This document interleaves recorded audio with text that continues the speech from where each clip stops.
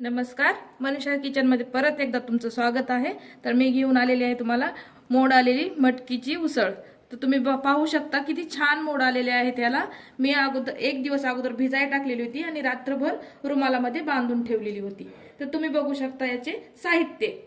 तर 2 कांदे, कढीपत्ता, 1 टोमॅटो, हिरवी मिरची आणि लसणच्या 7 ते 8 पाकळ्या आणि कोथिंबीर। तर कांदे आपण कट करून घेऊया फर्स्ट टाइम।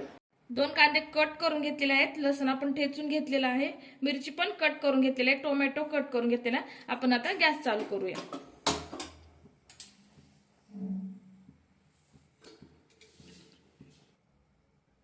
2 चम्मच आपण तेल टाकून घेऊया।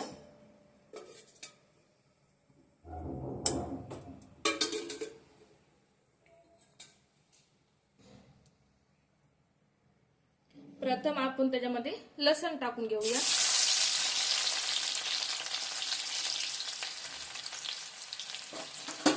आणि हिरवी मिरची टाकूया।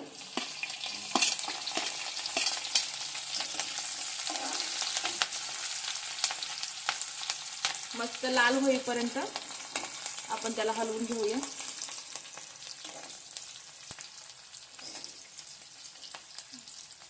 कांदा टाकून घेऊया।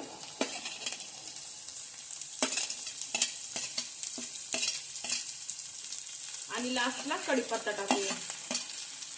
पूर्ण मिश्रण एकजीव करून घ्यायचं आहे।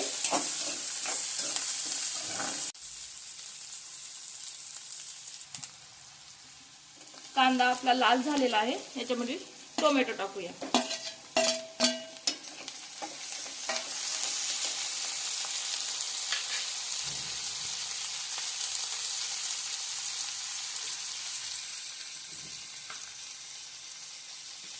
चवीनुसार मीठ टाकूया।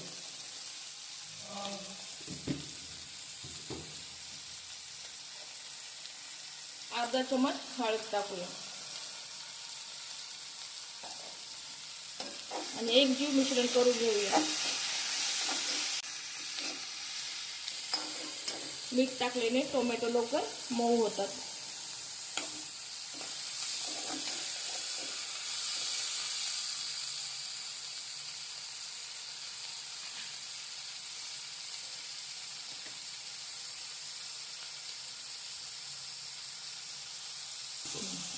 आणि आपण मटकी टाकून घेऊया।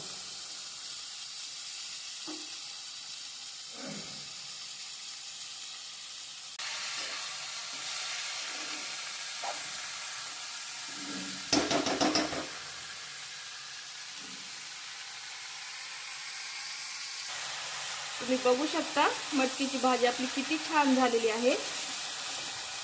आणि याच्यावरती कट केलेली कोथिंबीर।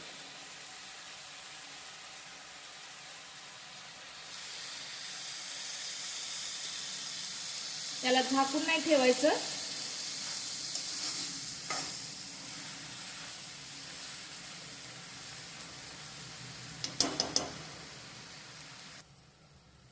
ही आपली मटकीची उसळ बनून तयार आहे। तुम्ही बघू शकता किती छान दिसते, मोड आलेली एकदम सुंदरशी अशी भाजी झालेली आहे याची।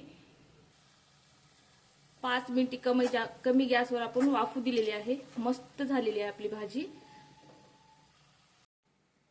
तुम्ही बघू शकता माझी मटकीची उसळ किती छान झालेली आहे। तुम्हाला जर आवडली असेल माझी रेसिपी तर नक्कीच तुम्ही ट्राय करा आणि तुम्ही ही बघा करून किती छान होते। तर माझी जर तुम्हाला रेसिपी आवडली असेल तर लाईक करा आणि सबस्क्राइब करा। थँक्यू।